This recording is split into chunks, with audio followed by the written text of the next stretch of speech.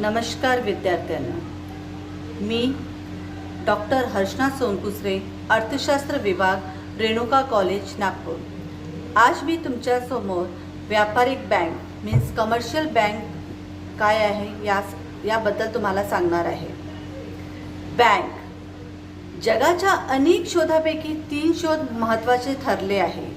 ते म्हणजे पहिला आहे अग्नी, दुसरा चाकाचा आणि तिसरा महत्त्वाचे जे आहे बँक। बँक ही आधुनिक चलन व्यवस्थेचे हृदय व केंद्रबिंदू मानले जातात। जसं मानवाच्या शरीरात रक्तवाहिनी असतात त्याचप्रमाणे आपल्या अर्थशास्त्रामध्ये बँक पण त्याच महत्त्वाचे असतात। आधुनिक काळात बँक हा संपूर्ण आर्थिक व्यवहारांचा आधारस्तंभ समजला जातात। बँक हा जनतेकडून लहान लहान रकमा गोळा करून बचतीला प्रोत्साहन देतात। बचतीच्या रूपाने गोळे केलेल्या पैशाचा व्यापार, व्यवसाय, शेती, उद्योग, भांडवल या स्वरूपात करतात। आता बँकाची उत्क्रांती कशी झाली हे आपण पाहूया। बँक या शब्दाचा वापर दीर्घकाळापासून केला जात आहे। बँक या शब्दाची उत्पत्ती इटालियन भाषेतील बँको या शब्दापासून झालेली आहे। बँकोचा अर्थ आहे बेंच, म्हणजे बसण्याचा बाग असं आपण म्हणतो। त्या काळात इटालियन ज्यू लोक रस्त्यावर वाघ टाकून विविध देशातील नाण्याच्या अदलाबदलीचा व्यवसाय करीत असते। अशा प्रकारे व्यवसायाला एखादी व्यापारी नादार झाला तर त्यांच्या बँकाचे अनेक तुकडे करून फेकून दिले जाते। या रीतीने बँकच्या आधुनिक प्रकाराचा प्रारंभ 17व्या शतकात झालेला आहे। त्याचवेळी 1909 मध्ये हॉलंड इथे बँक ऑफ एम्स्टरडॅम आणि 1619 मध्ये बँक ऑफ हॅम्बर्ग आणि 1694 मध्ये इंग्लंड इथे बँक ऑफ इंग्लंडची स्थापना करण्यात आली। या रीतीने आपल्या भारतात पण बँकाची उत्क्रांती झाली। आधी बँकच म्हणून देवाणघेवाणचे कार्य सगळं सावकार या पद्धतीने केले जात होते। प्राचीन काळापासून भारतात आजच्या सारख्या आधुनिक बँक नव्हते, परंतु देशाच्या बँकाचे कार्य करणारे सावकार, महाजन, सोनार, सराफ इत्यादी कार्यरत होते। मोगल काळात बादशाह औरंगजेबच्या काळामध्ये मानकचंद नावाच्या एक बँकर्सला, ज्याला आपण सावकार, शेठ असं उपाधी देऊन आली आणि बँकाचे कार्य करण्याची नियुक्ती केली होती। अशा प्राचीन काळी बँकाचे कार्य करण्याचे व्यक्ती म्हणजे व्यापारी, सावकार, महाजन इत्यादी होते। 18व्या शतकात बँकाची स्थापना झाली, ज्याच्यामध्ये 1786 मध्ये बंगालमध्ये जनरल बँक ऑफ इंडिया या नावाची स्थापना झाली। 1787 मध्ये बँकाला सरकारी बँक म्हणून मान्यता देण्यात आली। 1806 मध्ये बँक ऑफ बेंगॉल, 1840 मध्ये बँक ऑफ बॉम्बे, 1843 मध्ये बँक ऑफ मद्रासची स्थापन करण्यात आले। या रीतीने बँकाची उत्क्रांती झाली। 1921 मध्ये इम्पिरियल बँक ऑफ इंडियाची स्थापना करण्यात आली। 1920 पर्यंत तिन्ही प्रेसिडेंटी बँकांचा स्वतंत्रपणे कार्य होत होते। त्यावेळी या तिन्ही बँकांचे एकत्रीकरण करून त्या जागी एका मध्यवर्ती बँकाची स्थापना करण्यात आली, जे 27 जानेवारी 1921 मध्ये तिन्ही प्रेसिडेंटी बँकाचे समापन करून इम्पिरियल बँक ऑफ इंडियाचे नाव देण्यात आला। 1935 मध्ये रिझर्व्ह बँक ऑफ इंडियाची स्थापना करण्यात आली। त्यामागचा उद्देश एकच होता की देशाच्या मध्यवर्ती बँकाचे संपूर्ण कार्य व अधिकार सोपवण्यात आले, तसेच नोटा निर्मितीचा एकाधिकार सुद्धा प्रदान करण्यात आला। रिझर्व्ह बँकेला सरकारी बँक म्हणून नियुक्त करण्यात आले आणि इम्पिरियल बँकेला यापूर्वी दिलेले सर्व अधिकार समाप्त करण्यात आले। फक्त ज्या ठिकाणी रिझर्व्ह बँकेचे कार्यालय नसेल त्या ठिकाणी इम्पिरियल बँकेला रिझर्व्ह बँकेचा अभिकर्ता म्हणून कार्य करण्याचा अधिकार देण्यात आला। 1949 मध्ये बँकिंग नियमन अधिनियम स्थापन करण्यात आले, ज्यामध्ये 1936 मध्ये कंपनी कायदा संशोधन करून संयुक्त भांडवली बँकिंग कंपनीकरिता विशेष व्यवस्थापन करण्यात आले आणि द्वितीय महायुद्धानंतरच्या काळामध्ये बँकाच्या डबघाईस आला. त्यामुळे अनेक बँकाचे समापन, संमिश्रण इत्यादी घडून आले. आता 1955 मध्ये इम्पिरियल बँकाच्या राष्ट्रीयकरण करण्यात आला. त्या राष्ट्रीयकरण करण्याअंतर्गत जे स्टेट बँक ऑफ इंडियाची स्थापना करण्यात आली. यामध्ये state bank of Bikaner, state bank of Indore, state bank of Mysore, state bank of Patiala, state bank of Hyderabad, state bank of Saurashtra अनेक स्टेट बँकाची स्थापना करण्यात आली. यानंतर 1968 मध्ये सामाजिक नियंत्रणाची स्थापना करण्यात आली. नंतर 1969 मध्ये 14 मोठ्या बँकाच्या राष्ट्रीयकरण करण्यात आला. या राष्ट्रीयकरण करण्यात अंतर्गत मुख्य उद्देश एकच होता की अर्थव्यवस्थेला जलद विकासाकरिता वित्तीय संसाधने उपलब्ध करून देणे, तसेच ग्रामीण क्षेत्रामध्ये चांगला बँकिंग सोयी उपलब्ध करून देणे असा होता. या रीतीने बँकाची उत्क्रांती झाली. आता आपण पाहूया की बँकाचा अर्थ काय आहे. का बरं बँकाचे आपण अर्थ काढून त्याची व्याख्या करतो. बँक हा शब्द आपल्या सर्वांना परिचयाचा वाटतो, परंतु बँक म्हटल्याबरोबर आपल्या नजरेसमोर अशी संस्था येते की ज्यामध्ये लोक आपल्या जवळ अतिरिक्त पैसा जमा करतात आणि काही लोक आवश्यकतेनुसार पैसा काढतात. बँक ही व्याज देऊन लोकांना ठेवी स्वीकारते आणि जास्त व्याज आकारून गरजू लोकांना कर्ज देते. अशा प्रकारे ठेवीच्या रूपाने लोकांचे पैसे स्वीकारणारी व गरजू लोकांना कर्जाच्या रूपाने पैसे देणारी संस्था म्हणजे बँक. सेअर्स यांच्यामध्ये असं आहे की बँक ती संस्था होय की जिची कर्ज इतर लोकांच्या एक दुसऱ्यांच्या कर्जाची परतफेड करण्याची व्यापक प्रमाणावर स्वीकारली जातात. त्याचप्रमाणे डॉक्टर H.L. हार्टचं म्हणणं आहे, बँकर म्हणजे अशी व्यक्ती की ज्या आपल्या सामान्य व्यवहारामध्ये पैसे स्वीकारते आणि ज्यांनी पैसा जमा केला आहे किंवा ज्यांच्या खात्यात तो जमा झालेले आहे त्यांचे चेक स्वीकारून पैशाच्या रूपामध्ये परतफेड करतात. आता वरील व्याख्यावरून आपल्याला असं लक्षात येते की बँकचे पुढील गोष्टी. बँक एक प्रकारची संस्था आहे. बँक लोकांपासून पैशाच्या ठेवी स्वीकारतात. बँकची गरजू लोकांना कर्ज देतात. बँक ठेवीपासून मिळालेल्या पैशाचे काही भाग इतर गोष्टीमध्ये गुंतवतात. बँक लोकांच्या ठेवी मागितल्याबरोबर परत करते. ठेवीच्या रक्कम चेक, ड्राफ्ट इत्यादीच्या सहाय्याने परत करते. बँक लोकांच्या ठेवीवर व्याज देते, तसेच लोकांना दिलेल्या कर्जावर व्याज सुद्धा वसूल करतात. या दोन्ही व्याजावरील फरक म्हणजे बँक उत्पन्न असे म्हणतात. आणि बँकाच्या उत्पन्नातून संचालन खर्च भागविला जातो. या रीतीने बँकाचे मुख्य पुढील आपण गोष्टी पाहिलेली आहे. यानंतर आपण पाहूया की बँकाचे महत्त्व काय आहे. का बरं आपल्याला बँकेची आवश्यकता पडली, याचं महत्त्व काय आहे. बचतीला संग्रह, की बँक आपल्या देशाच्या जे काही बचती आहे, उद्योग, व्यवसाय, घरेलू व्यक्ती, ते सगळ्यांच्या बचतीला संग्रह करतात. दुसरा, मौल्यवान धातूची बचत. बँक अस्तित्वात असल्यामुळे सर्व प्रकारचे देणी, चेक, ड्राफ्ट यासारखे प्रत्याच्या द्वारे फेडली जातात आणि त्यामुळे मूल्यवान धातूची बचत होते. रकमाच्या स्थानांतरण, चेक ड्राफ्टच्या रूपामध्ये आपण रकमाच्या स्थानांतरण पण करतो. नेक्स्ट आहे मुद्रा पद्धतीत लवचिकता आणतात. म्हणजे मध्यवर्ती बँकाच्या स्थापनेमुळे देशाच्या मुद्रा पद्धती पुरेशा लवचिकता निर्माण झालेली आहे. देशाच्या गरजाप्रमाणे मुद्रेचे परिमाण वाढविणे किंवा कमी करणे हे शक्य झालेले आहे. किंमत पातळीत स्थैर्य, प्रत्याच्या योग्य नियंत्रणाद्वारे किमतीच्या पातळी बरेचदा स्थैर्य निर्माण करणे हे शक्य झालेले आहे. आंतरराष्ट्रीय व्यापारासंबंधी भांडवलामध्ये पण बँकाचा अति महत्त्वपूर्ण योगदान राहिलेलं आहे. शोधनाची सोय, मोठ्या रकमाची फेड बँकाच्या माध्यमातून करणे सोयीची असते. बँकेत सेवेत वाढ होते, म्हणजे लोक आपल्या जे काही उपभोग केलेले पैसे आहेत त्याच्यातून काही बचत करून बँकात जमा करतात.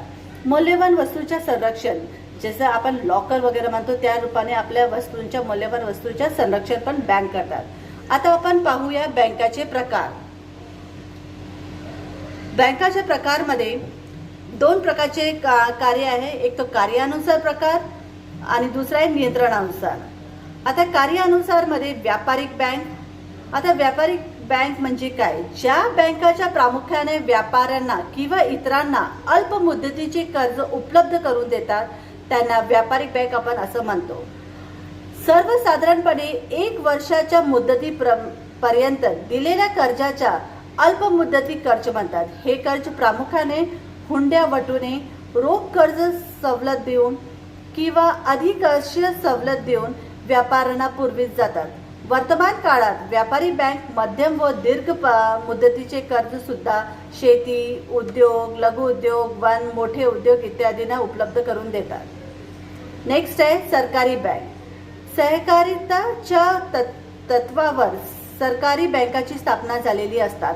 केवळ नफा मिळवणे हा सरकारी बँकाचा प्राधान्य उद्देश नसतो, तर एकमेकांच्या सहाय्याने करून त्या उक्तीनुसार या बँकाचे कार्य चालतात. या बँकाच्या सुद्धा व्यापारिक बँकाप्रमाणे विविध सेवा आपल्या ग्राहकांना उपलब्ध करून देतात. नेक्स्ट आहे नगरी सहकारी बँक, जे शहरी भागाच्या लोकांच्या आर्थिक गरजा भागविण्यासाठी व बँकिंग विषयक सेवा उपलब्ध करून देण्यासाठी नगरीय बँकाची स्थापना झालेली असते.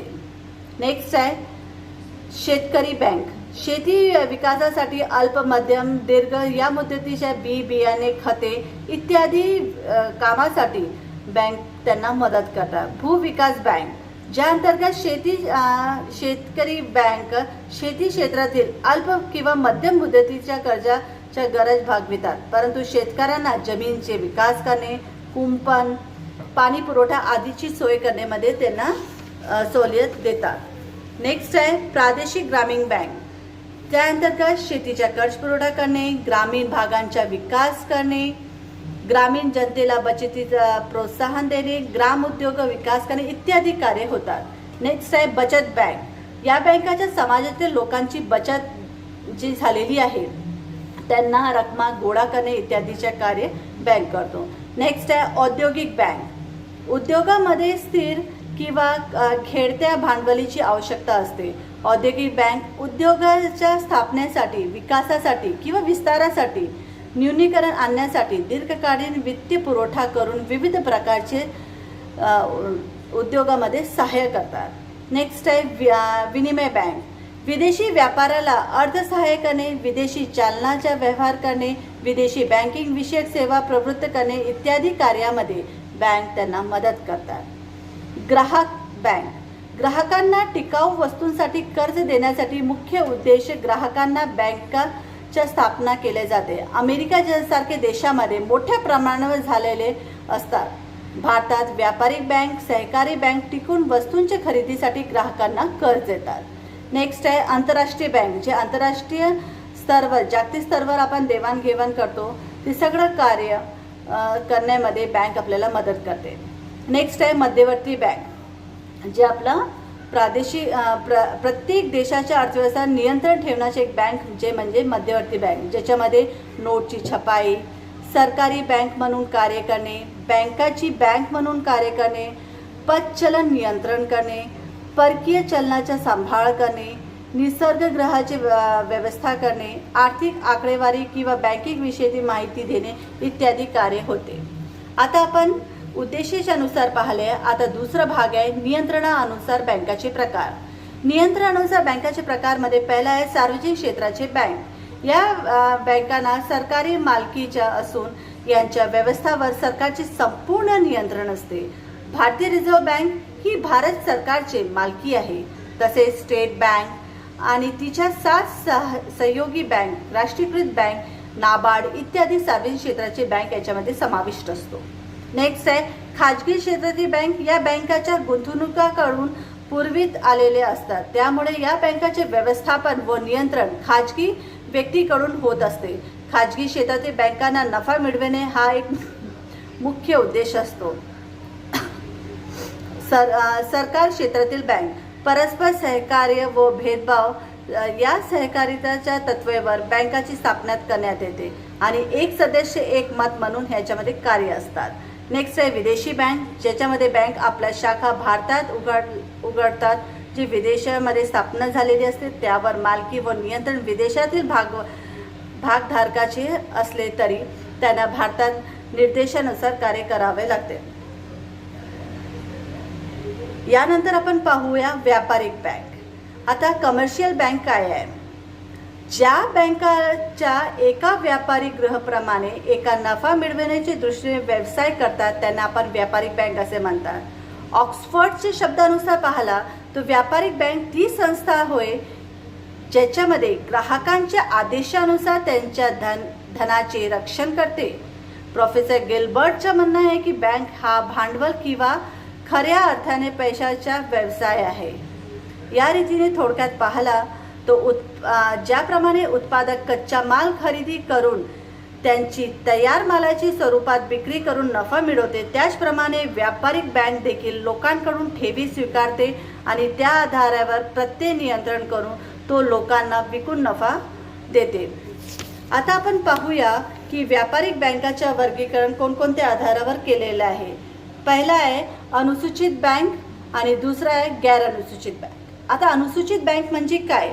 भारतीय रिझर्व्ह बँकेने आपल्या दुसऱ्या सूचीमध्ये ज्या बँकांना समाविष्ट केले आहे त्या अनुसूचित बँक असे म्हणतात, ज्यामध्ये वसूल झालेले भांडवल आणि राखीव निधी कमीत कमी 5 लाख पर्यंत असली पाहिजे। या बँकांना आपला मागत क्षणी द्यायची आणि समय द्यायची 3% रक्कम रिझर्व्ह बँकेच्या रोख कोष स्वरूपात जमा करावा लागते आणि रिझर्व्ह बँक वाटल्यास तर ते प्रमाणे 3% वरून 15% पर्यंत करू शकतात। या बँकाने दर आठवड्याला आपला ताळेबंद रिझर्व्ह बँकेला पाठवावा लागते। या रीतीने हे अनुसूचित बँक झाले। आता गैर अनुसूचित बँकामध्ये बँक रिझर्व्ह बँकेला आपल्या दुसऱ्या सूचीमध्ये समाविष्ट केलेले नाही, त्यांना गैर अनुसूचित बँक असे म्हणतात। या बँकाचे वसूल भाग भांडवल व राखीव निधी 5 लाख रुपयापेक्षा कमी असतो। गैर अनुसूचित बँकावर रिझर्व्ह बँकेचे कोणतेही विशेष नियंत्रण नसते, तरी पण या बँकाच्या सुद्धा दर महिन्याला आपला ताळेबंद रिझर्व्ह बँकेकडे पाठवावं लागतं। या बँकांना सुद्धा आपला ठेवीचा निश्चित प्रतिशत भाग रिझर्व्ह बँकेजवळ ठेवावा लागतात। आता आपण पाहूया व्यापारिक बँकाचे कार्य, ज्याच्यामध्ये पहिला आहे ठेवी स्वीकारणे, नंतर सेकंड आहे कर्ज देणे, हे प्रमुख कार्य झाले आणि दुय्यम कार्यामध्ये अभिकर्ता म्हणून कार्य आणि अन्य उपयुक्त कार्य। आता पहिले प्रमुख कार्य पाहूया ठेवी स्वीकारणे। व्यापारिक ठेवी स्वीकारणे हे बँकाच्या सर्वात महत्त्वाचे कार्य आहे। वास्तविकतः व्यापारी बँकाची सुरुवात या कार्यातून झालेली आहे। असे इतिहासकारांचे म्हणणं आहे की बँक समाजातील सर्व स्तरातील लोकांना आपला पैसा ठेवी स्वीकारण्यामध्ये किंवा ठेवीची मागणी करतात, बँक तो पैसा परत करते। चालू ठेवी, ज्या ठेवीमध्ये दिवसातून कितीही वेळा रक्कम जमा करता येतात अथवा काढता येतात त्या ठेवीला चालू ठेवी आपण असे म्हणतात। व्यापारी, उद्योगपती, इतर संस्था असे दैनंदिन व्यवहार मोठ्या प्रमाणावर होत असतात आणि या ठेवीमध्ये व्याजाचा दर फारच कमी असतो। या ठेवीमध्ये एक विशिष्ट रक्कम ठेवीदारावर बंधन असते। नंतर आहे बचत ठेवी, ज्या ठेवीमध्ये दिवसातून कितीतरी वेळा रक्कम जमा करता येते, परंतु काढताना मात्र आठवड्यातून ठराविक वेळी रक्कम काढता येतात। या ठेवीची बचत ठेवी बचत किंवा बचत खाते असे म्हणतात। यामध्ये 2 वेळा किंवा वर्षातून 100 वेळा रक्कम काढता येतात। नेक्स्ट आहे मुदती ठेवी। मुदती ठेवीमध्ये ज्या ठेवीमध्ये विशिष्ट मुदतीची रक्कम जमा केली जातात, ती मुदत संपल्याशिवाय त्यातून ठेवीच्या रक्कम काढता येत नाही, अशा ठेवींना मुदती ठेवी किंवा मुदती खाते असे म्हणतात। हा ठेवी 3 महिन्यापासून ते 10 वर्षापर्यंत मुदतीचे असतात। या ठेवीमध्ये 6 ते 10 पर्यंत व्याज देता येतात।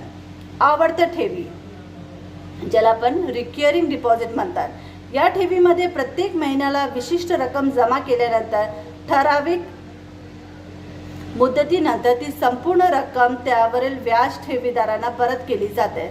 त्या ठेवींना संचित ठेवी असे पण आपण म्हणतात। हे जे पगारवाले आहे, नोकरी, गरीब या मध्यवर्ती लोक संचित ठेवीमध्ये रक्कम गुंतवतात। ग्रहकोष ठेवी, हाऊस सेफ डिपॉझिट. काही बँक गरीब लोकांना पैसा खर्च होण्यापूर्वी बँकात जमा करतात. यावा म्हणून ग्राहकांना घरी छोटी तिजोरी देऊन ठेवतात, ज्यामध्ये घरी लोक आपले पैसे जमा करतात. 10 रुपयेपासून तर 500 रुपयेपर्यंत रक्कम ते आपल्या हिशोबाने गोळा करतात. नेक्स्ट आहे कर्ज देणे. लोकांकडून विविध प्रकारच्या ठेवीवरून पैसा लोकांना कर्जाच्या रूपामध्ये देतात. बँक लोकांकडून आलेले ठेवीच्या व्याज देतात आणि याशिवाय बँकाला कार्यालयीन व्यवस्थापन खर्च करावं लागतं. यासाठी बँक लोकांकडून आलेले पैसा व्यापारी, कारखानदार, कंपन्या इत्यादीमध्ये कर्जाच्या रूपामध्ये देतात. नेक्स्ट आहे रोख कर्ज. जेव्हा एखादी संपत्ती तारण म्हणून घेऊन त्यावर नगदी चालण्याच्या स्वरूपात कर्ज दिले जाते, त्या कर्जाला रोख कर्ज असे म्हणतात. यामध्ये चांदी, घरे, जमीन, कच्चा माल, कंपन्या इत्यादी संपत्ती स्वीकारतात. रोख प्रत्यय. व्यापारी लोकांना मालाच्या तारणावर बँक असे कर्ज देतात. हे कर्ज नगदी स्वरूपाने दिले जातात नाही, तर कर्जाची रक्कम कर्जदार खात्यांवर जमा केली जातात. कर्जदार आपल्या गरजेप्रमाणे या खात्यातील रक्कम काढू शकतो आणि या रीतीने रोख प्रत्ययाच्या आधारावर माल खरेदी करता येते. अधिकोष अधिविकर्ष. जेव्हा बँक आपल्या खातेदारांना त्यांच्या खात्यातला जमा असलेल्या रकमेच्या जास्त रक्कम उंचवले अधिकार देतात, तेव्हा जास्तीच्या रकमेचे अधिकर्ष असे म्हणतात. ही सवलत फक्त चालू खाते असणाऱ्या खातेदारांना दिले जातात आणि या प्रकारच्या कर्जासाठी त्या हिशोबाने खातेदारांना दिली जाते आणि त्या प्रकारे कर्जाची तारण घेतले जात नाही. हुंड्या वटविणे. मुदती हुंड्याचे पैसे ठराविक मुदतीनंतर मिळतात, परंतु पैशाचे निकल असल्याने व्यापाऱ्याने आपल्याजवळ हुंड्या बँकाला विकून पैसा उभारण्याची सोय बँकांनी उपलब्ध करून दिलेले आहे. हे झाले प्राथमिक कार्य. आता दुय्यम कार्य पाहूया. दुय्यम कार्य मध्ये ग्राहकांचे अभिकर्ता म्हणून कार्य करणे, ज्याच्यामध्ये पहिला रकमा गोळा करणे, ज्याच्यामध्ये वित्तीय पेन्शन, भागीदारीवरील लाभांश, कर्ज रोख्यावरील व्याज इत्यादी रकमा गोळा केले जातात आणि खातेदारांनी जमा केलेले इतर बँकावरील चेकद्वारे रक्कम पण वसूल केले जातात. त्याच्यामध्ये दुसरा आहे रकमाच्या भरणा करणे, म्हणजे बँक खातेदारांच्या वतीने घर भाडे, विजेचे बिल, दूरध्वनी बिले, नगरपालिका कर इत्यादी प्रकारचे रकमाच्या भरणा करतात आणि त्यासाठी बँक नाममात्र मोबदला घेतात. रकमाचे स्थानांतरण करणे म्हणजे cheque, draft, mail transfer, telegraphic transfer इत्यादी साधनांच्या उपलब्ध करून देतात. या कामासाठी बँक खातेदारांचा मोबदला घेतात. नेक्स्ट आहे कर्ज रोख्यांची खरेदी विक्री करणे. यामध्ये पण बँक महत्त्वपूर्ण सहयोग करतात.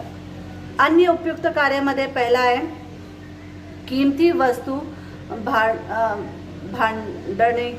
त्याच्यामध्ये मौल्यवान वस्तू, दागिने, महत्त्वाचे कागदपत्रे, सुरक्षित राहणे हे सगळं किमती वस्तूच्या ते लॉकरमध्ये आपण जमा करणे, त्याची सोय करणे हे कार्य होतात. फिर प्रवासी चेक देणे. प्रवासामध्ये पैसे चोरीला जाण्याची अथवा हरवण्याची भीती असतो. या ठिकाणी बँक खातेदारांना प्रवासी चेक देतात. या चेक सोबत बँकाला ओळखपत्र देतात आणि प्रवासात जेव्हा पैशाची आवश्यकता पडली त्या ठिकाणी ते सोयी उपलब्ध करून देतात. नेक्स्ट आहे पतपत्र देणे. विदेशी व्यापारात किंवा दुसऱ्या ठिकाणी क्रेता किंवा विक्रेता यांची ओळख नसल्यामुळे उधारीवर माल खरेदी करण्यात अडचणी निर्माण होते. ही अडचणी दूर करण्यासाठी बँक विक्रेताकडे पतपत्र देतात आणि त्यामुळे विक्रेता उधारीत माल विकण्यास तयार होते आणि याच ठिकाणी बँक त्याला मोबदल्याच्या रूपामध्ये मदत करतात. नेक्स्ट आहे विदेशी व्यापारात मदत करणे. विदेशी व्यापारात बँक बरीच मदत करतात, ज्याच्यामध्ये मालकीचे हक्काबाबतचे कागदपत्र निर्यातकाकडून आयाताकडे पाठविले जातात. आयाताकडून वस्तूची किंमत वसूल करून ती निर्यातकाकडे पाठविली जातात. या रीतीने इत्यादी कार्य बँकात करतात. नेक्स्ट आहे भाग विकणे म्हणून कार्य करणे. कंपनी व्यवसाय प्रारंभ करण्याचे प्रमाणपत्र मिळवण्यासाठी विशिष्ट मुदतीचे ठराविक रकमे भाग भांडवल गोळा करणे. इत्यादी दृष्टीने बँक भाग विक्वेने म्हणून कार्य करत असत. या रीतीने आपण पाहिले आहे की व्यापारिक बँकाचे कार्य वगैरे काय आहे.